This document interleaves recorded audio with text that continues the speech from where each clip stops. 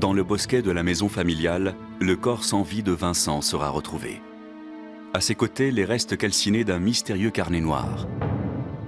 Qui a tué ce jeune homme de 30 ans? Et quel secret renfermait ces pages brûlées?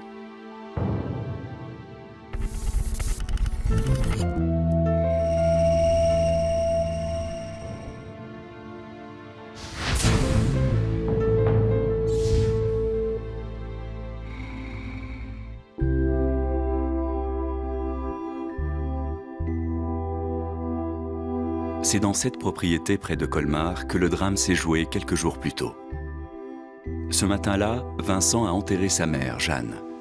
La défunte a laissé un mot que son fils s'apprête à lire aux 3 membres les plus proches de la famille. Qu'est-ce que c'est? Ma mère m'a donné cette lettre juste avant de mourir.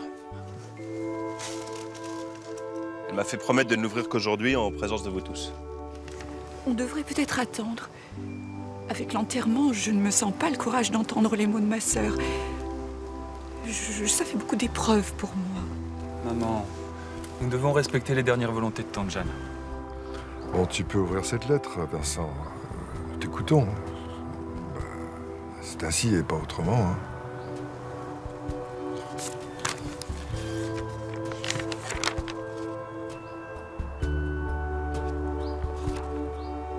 Pardon, je n'avais pas le choix. Je vous aimais, mes enfants. Ce jour-là, nous venions d'enterrer ma tante Jeanne. La pauvre femme avait succombé des suites d'une longue maladie. Toute la famille s'était réunie, Marie, ma mère et sœur de Jeanne, le médecin Michel, grand ami de la famille, et mon cousin Vincent. Quand il a lu le dernier message de tante Jeanne, j'étais... comment dire... intrigué. Qu'est-ce que ma tante Jeanne cherchait à nous dire? Alors que les mots posthumes de Jeanne résonnent encore dans la tête de chacun, Marie, la tante de Vincent, est partie dans la cuisine avec Michel, l'ami de la famille. Je n'ai que des beaux souvenirs dans cette maison. Tu te souviens des étés qu'on passait tous ensemble? C'était des moments formidables. Paul, tu devrais profiter un peu de la maison. C'est la dernière fois où nous nous retrouvons tous ensemble ici. Pardon? Pourquoi? Peu avant la mort de ma mère, je me suis renseigné. La maison et le terrain valent une petite fortune et j'ai déjà trouvé un acheteur. De toute façon, je me sens pas de vivre ici sans ma mère. Ça serait trop dur. Tu sais, à ta place, Mais justement, t'es pas à ma place. Alors c'est à moi et à moi seul de décider. Complique pas les choses, s'il te plaît, Paul.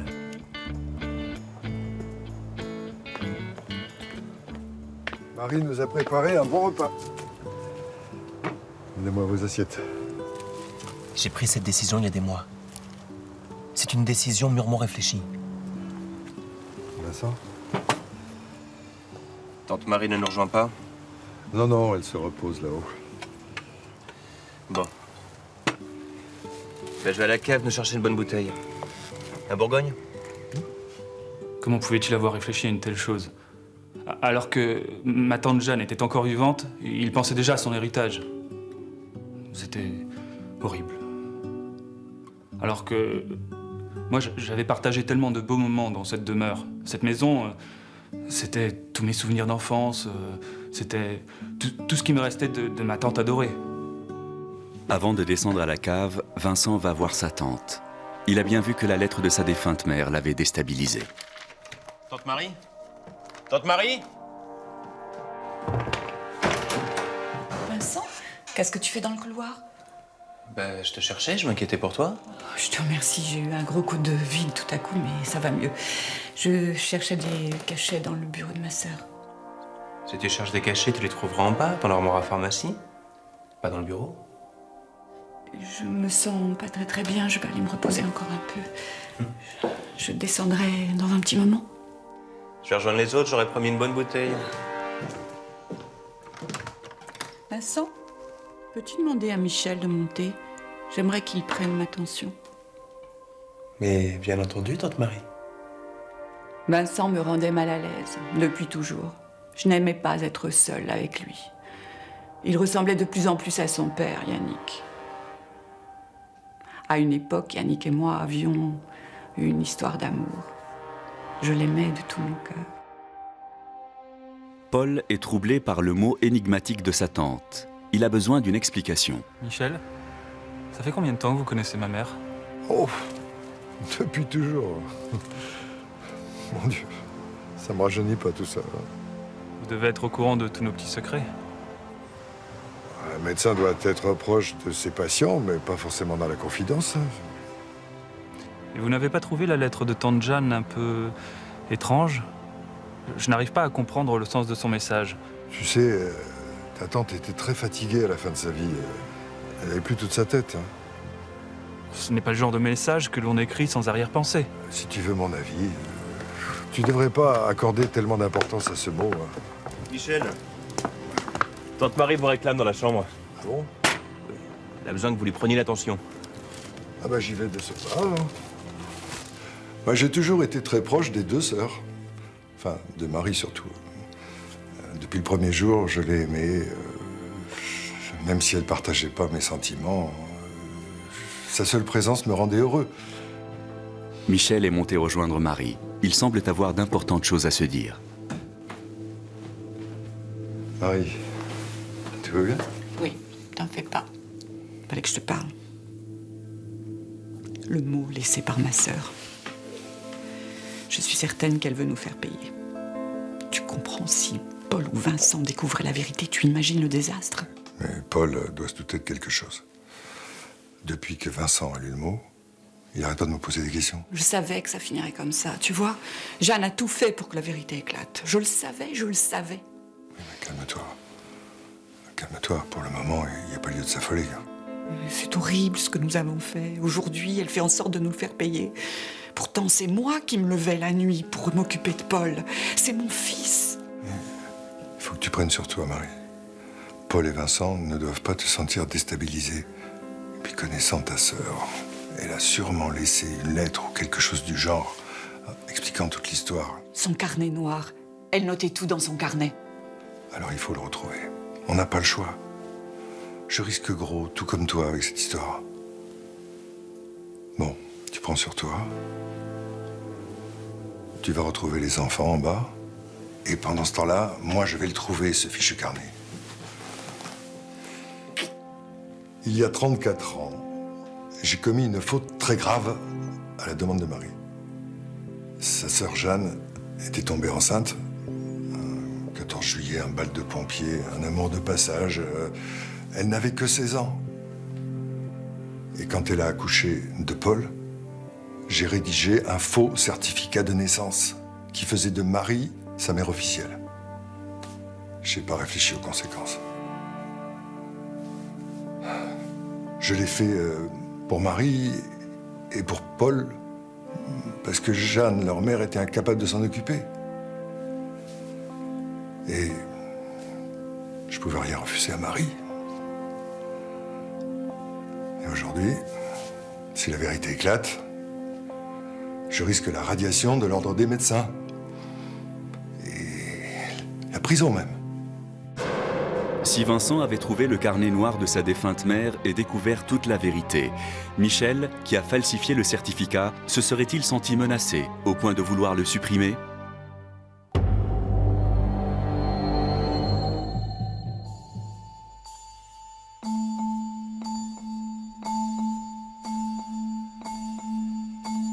Le comportement de Vincent semble de plus en plus suspect à Marie.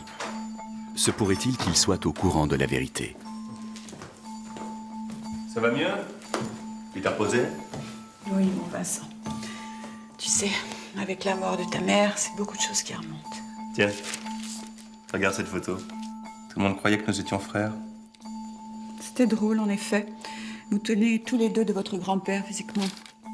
Tu sais, quand j'étais petit, je souffrais de ne pas avoir de frères. Je m'ennuyais tout seul dans cette grande maison. Heureusement que Paul était là. Mais aujourd'hui, les choses ont changé. Qu'est-ce que tu veux dire? J'ai été élevé comme un fils unique. Alors je crois que je me ferai jamais à l'idée de partager cet héritage. Je te laisse. Je vais voir Paul. Vincent avait un tel comportement. J'avais beaucoup de mal à garder mon sang-froid. Jeanne lui avait tout avoué à la veille de sa mort, j'en étais persuadée. Ses allusions sur sa ressemblance avec Paul, sur l'héritage, ce n'était pas sans raison.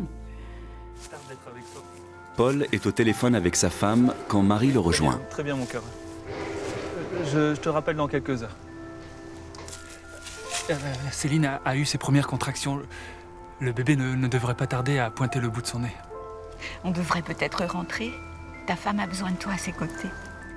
Je tiens à rester et supporter Vincent dans cette épreuve. Et puis j'ai besoin de comprendre. Pardon? Mais comprendre quoi? Le mot de tante Jeanne, ça m'obsède. Et maman, tu sais quelque chose? Paul, ça suffit. Jeanne ne me racontait pas tout. Tu te souviens? Tati adorait s'occuper de ce bosquet. Cet arbre, elle l'a planté pour mes 10 ans. Je la revois encore. Bouquiner pendant des heures, pendant que je jouais au foot avec Vincent. Mais à sa mort, elle tenait à ce que cette maison reste dans cette famille. C'est pour cette raison qu'elle m'a promis la moitié, pour empêcher qu'on puisse la revendre. Je suis désolée.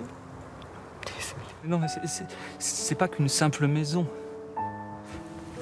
Si tante Jeanne n'a pas pris ses dispositions par écrit, je ne pourrais pas aller contre la volonté de Vincent. Quelques jours avant de mourir, tante Jeanne m'a reparlé de sa promesse. Et contrairement à Vincent, j'ai toujours eu l'esprit de famille. Je me voyais déjà, dans quelques années, avec mon futur enfant, l'idée qu'il grandisse dans cette demeure où j'avais de si beaux souvenirs me plaisait. Et puis, c'était la volonté de ma tante. Dans moins de 24 heures, Vincent va recevoir un coup mortel sur le crâne. Une dispute au sujet de la vente de la maison familiale aurait-elle pu éclater entre les deux hommes et virer au drame?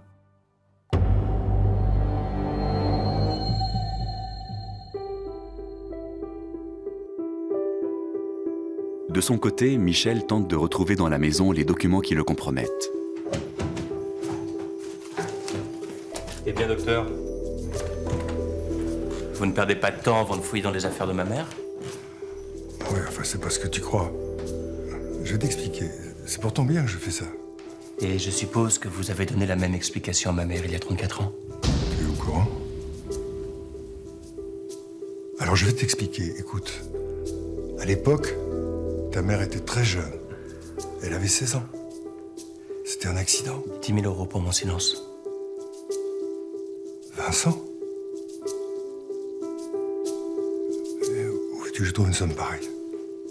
Rédiger un faux certificat de naissance, ça va chercher dans les combien, ça? 5? 8 ans de prison? Sans compter la radiation de l'ordre des médecins? Et le préjudice moral? Comment osait-il me faire chanter? Je connaissais Vincent depuis qu'il était né. Et jamais je l'aurais cru capable d'une chose pareille. Il avait une telle attitude. Il s'amusait de la situation. Il savait que je n'avais pas le moyen de faire autrement. Je devais payer, ou je voyais ma carrière s'écrouler d'un seul coup. Et puis je devais protéger Marie et Paul. Si la vérité venait à éclater, Marie ne le supporterait pas. Immédiatement, le médecin va informer Marie du chantage exercé par son neveu. S'il ne paye pas, Vincent va briser sa carrière et peut-être même l'envoyer en prison. Vincent est au courant. Jeanne a dû tout lui raconter. Il me réclame 10 000 € en échange de son silence. Oh Dieu, qu'avons-nous fait?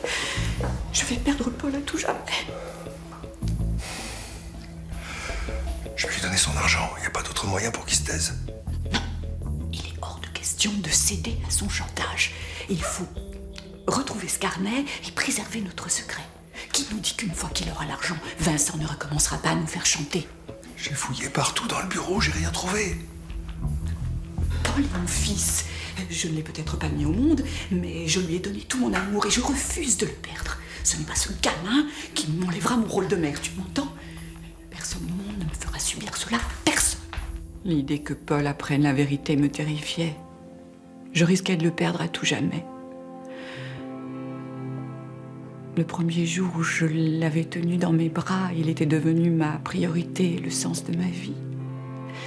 Et aujourd'hui, Vincent menaçait de tout briser. Depuis le début, je n'ai jamais supporté Vincent. Son visage, son attitude. À chaque fois que je le croisais, je voyais Yannick, son père. Marie ne supporte pas le chantage de son neveu. Elle supporterait encore moins de perdre l'amour de son fils si ce dernier apprenait la vérité. Aurait-elle décidé de supprimer Vincent afin qu'il se taise à jamais ?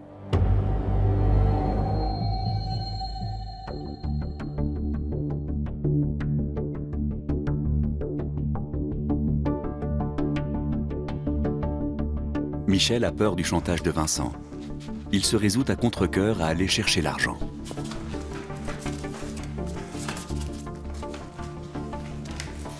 Eh bien, docteur, vous nous quittez déjà? Non, j'ai une urgence et je reviens tout de suite. Docteur, vous êtes certain que vous allez bien? Oui, pourquoi? C'est moi ou j'ai l'impression que tout le monde a un comportement bizarre? Mais non, mon garçon... tu te fais des idées. Depuis le début de la journée, je trouvais Michel et ma mère particulièrement anxieux. Quand j'ai rencontré le docteur avant son départ, je sentais bien qu'il était gêné, mais je ne savais pas pourquoi. Et sans parler de Vincent, lors du déjeuner, il me fusillait sans cesse du regard comme s'il m'en voulait. Alors, de toutes les manières, je devais avoir une discussion avec lui. J'avais réfléchi au sujet de la demeure, il ne pouvait pas la vendre. Non, il n'avait pas le droit. Paul ne comprend pas tout ce qui se trame autour de lui. La seule chose qu'il sait, c'est qu'il ne veut pas perdre cette maison. Écoute, peut-être que le moment n'est pas bien choisi, mais je dois te parler de l'héritage. Vas-y, je t'écoute. Même si je vois pas en quoi ça t'intéresse. Justement, Tante Jeanne m'a toujours promis qu'à sa mort, je récupérerais la moitié de la demeure. Alors là, je t'arrête tout de suite. J'ai jamais été d'accord avec cet engagement. Enfin, Vincent, tu sais que c'est la volonté de ta mère. Que fais-tu de sa mémoire et de ses dernières volontés? Mais toute ma vie, j'ai entendu ma mère ne me parler que de toi. Paul par-ci, Paul par-là. Comme si j'existais pas, moi. Alors maintenant, faudrait que je partage avec toi? Tante Jeanne et moi, nous étions très proches. Elle a toujours su faire la différence entre toi et moi. Des différences? Ah ben ça oui. Moi, elle a jamais pris la peine de planter un arbre pour mon anniversaire. Alors maintenant, faudrait que je te donne la moitié de ma baraque? Jamais de la vie. À plusieurs reprises, elle a évoqué ce sujet en ta présence. Elle tenait à ce que cette demeure reste dans cette famille. C'est pour cette raison qu'elle voulait la partager entre nous deux. Les paroles de ma mère n'ont aucune importance. Paul, j'ai pas envie de discuter de ça avec toi. Ma mère a rien laissé. Pas de papier, pas de testament. Rien qui prouve ce que t'avances. Tu mens! Je suis certain que Tante Jeanne a laissé quelque chose pour moi. Je vais les retrouver, ces foutus papiers. Tu seras bien obligé de partager. Vincent n'avait pas le droit. À plusieurs reprises, Tante Jeanne avait évoqué ce sujet devant nous deux. Et Vincent n'avait jamais exprimé son refus. Mais en même temps, sans papier, je pouvais rien faire. Mais ma tante ne m'aurait jamais menti. C'était pas possible. Elle avait forcément laissé une preuve écrite. Elle savait à quel point cette demeure comptait à mes yeux. Michel a réussi à réunir la somme d'argent.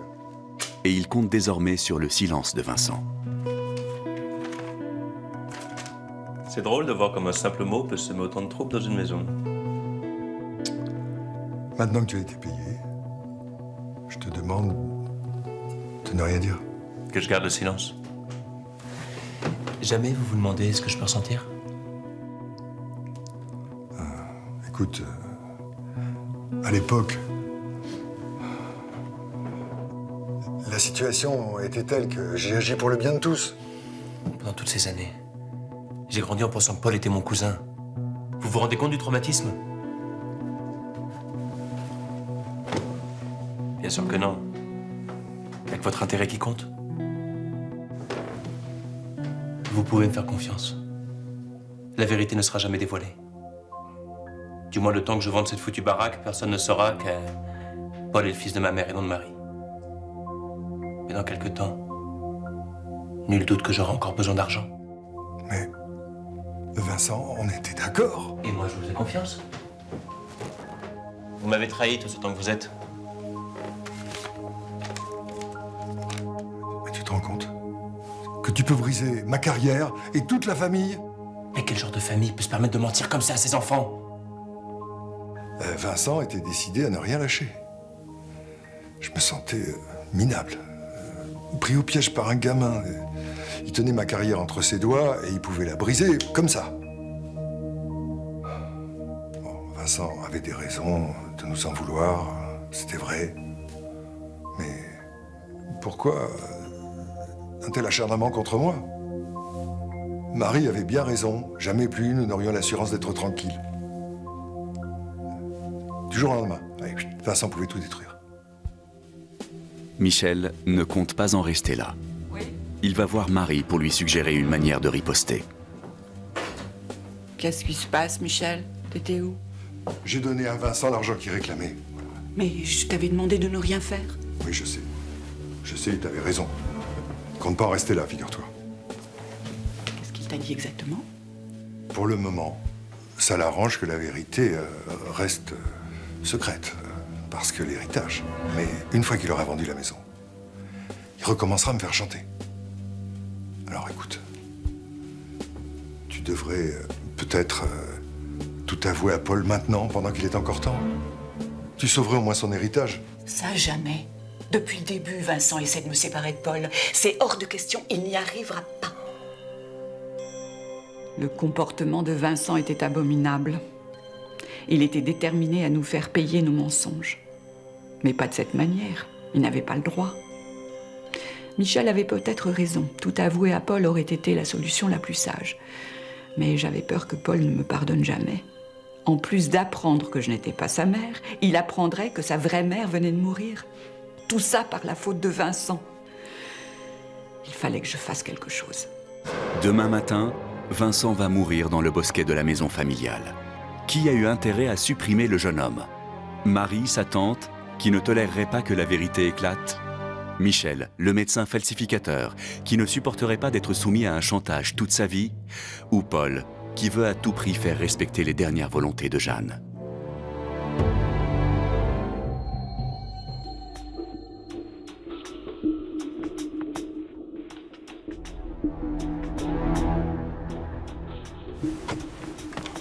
Le lendemain matin, Michel cherche Marie dans la maison. La femme de Paul vient d'accoucher et personne ne parvient à la joindre. Car Marie, toute la nuit, n'a pas cessé de penser au carnet. Et elle a eu une intuition. Pour la vérifier, elle se munit d'une pelle et va fouiller dans le jardin, près de l'arbre que sa sœur chérissait.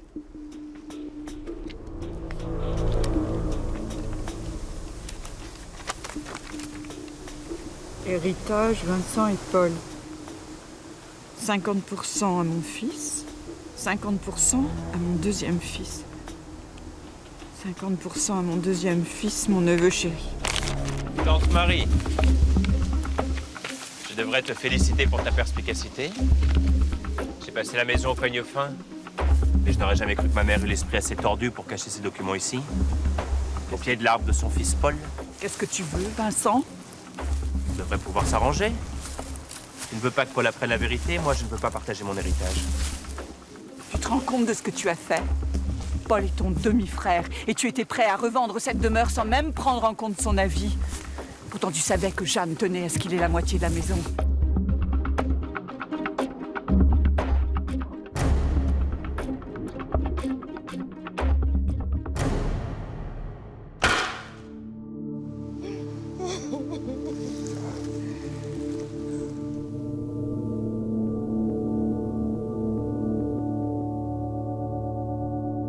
Quand j'ai vu Vincent s'en prendre à Marie, mon sang n'a fait qu'un tour. Il n'avait pas le droit de brutaliser la femme que j'aimais et j'ai pas réfléchi. C'est seulement bien après que j'ai réalisé que je l'avais tué. La nuit précédente, je n'arrivais pas à dormir. Je pensais au carnet de ma sœur, où elle pouvait le cacher. Et puis l'image du bosquet m'est apparue. C'était là où elle passait énormément de temps. En creusant, j'ai trouvé le carnet et cette enveloppe. Le carnet ne relatait pas les faits des 34 ans en arrière. En revanche, dans l'enveloppe, Jeanne avait écrit une lettre testamentaire où elle léguait la moitié de la maison à Paul. C'est pour cette raison que je ne voulais pas que Vincent les brûle. Michel a été condamné à 8 ans de prison ferme. Toutes les semaines, Marie continue à se rendre au parloir pour le réconforter. Le carnet et la lettre ayant entièrement brûlé, plus aucune preuve ne subsiste. Paul ne connaîtra jamais la vérité sur sa naissance. Il est devenu père d'une petite fille qu'il a prénommée Marie-Jeanne, en hommage à sa mère et à sa tante.